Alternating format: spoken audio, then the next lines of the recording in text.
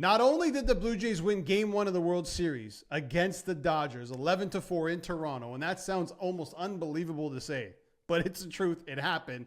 And now they take a 1-0 series lead against LA. But they found the recipe to beat the Dodgers. And that recipe is play Blue Jays baseball. And what that means is be tough at the plate. Don't strike out. Get to their starter. Get him out as soon as you possibly can. Play good defense. Take your chances against the bullpen. And they did all of that in Game 1. And they got some good pitching from their bullpen. And listen, we'll get to Savage. Didn't have his A stuff, but he wasn't that bad either. He got them out of a lot of jams and put them in a position to keep them in that game. So a lot of credit to Trey Savage. But the Blue Jays, listen, you can't doubt these guys ever. I mean, they just feel like they can beat anybody on any given day. And that's what Buck Martinez was saying throughout the broadcast. And it's the truth. They have this unbelievable confidence. And not only that, they got Bo Bichette back. Probably their best hitter on their team. They got him back, and he looks good. Defensively, he made a good play as well. We'll get to him. But this game's all about the bottom of the 6th inning. Well, it's about the 6th inning. Seranthony Dominguez comes in at the top of the 6th for the Jays, retires the side. He actually got out all 4 batters he faced. He was great. Blake Snell leaves the game with the bases loaded after hitting Dalton Varsho, who he just could not get out. Bottom of the 6th, bases loaded. Snell gets pulled. Clement hits a 1-run single. Lucas gets on for a bases-loaded walk. Jimenez single. Barger pinch hit. Bang, grand slam. And an Alejandro Kirk 2-run shot. All in the bottom of the 6th, and that was the ball game. Jays went on to win from there. But if you go back a little bit to Trey Savage's outing, getting out of the top of the 2nd was huge. Bases loaded, stranded after giving up 1 run. This is a totally different ball game if you give Blake Snell and the Dodgers a lead. A big lead. 3-4 run lead. I think that changes the game completely and it's advantage LA. I do. And that didn't happen. Top of the 3rd.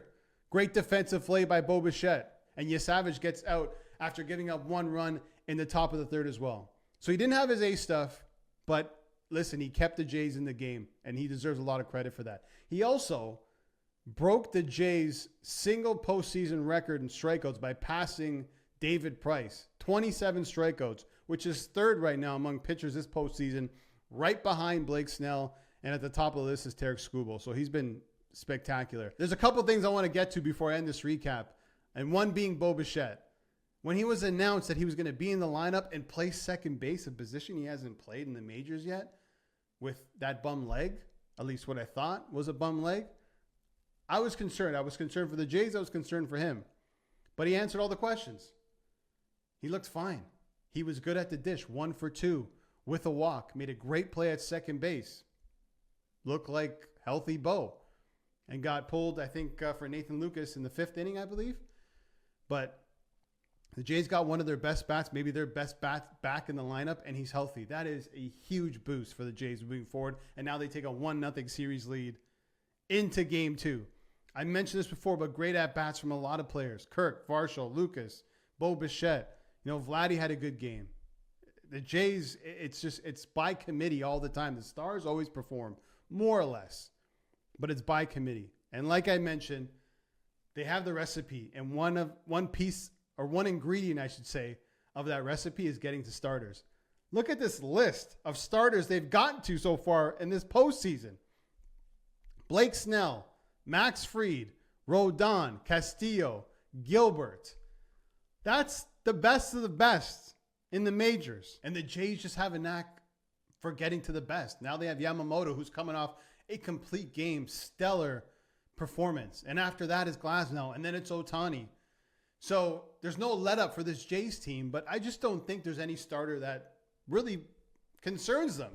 You got to be feeling really good if you're John Schneider and the players right now, because you just proved to yourself once again that you can beat anybody in this league at any time, even with the most pressure on you. A 22-year-old started this game for the Blue Jays in his 7th professional start ever.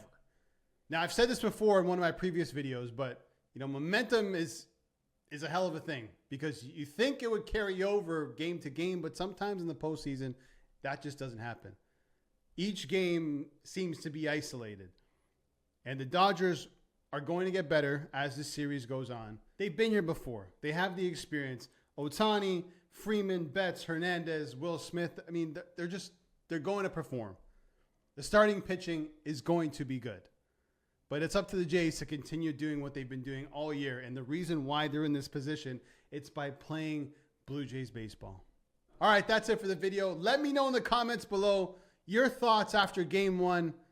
Would you consider the Jays favorites moving forward in the World Series? Let me know in the comments below.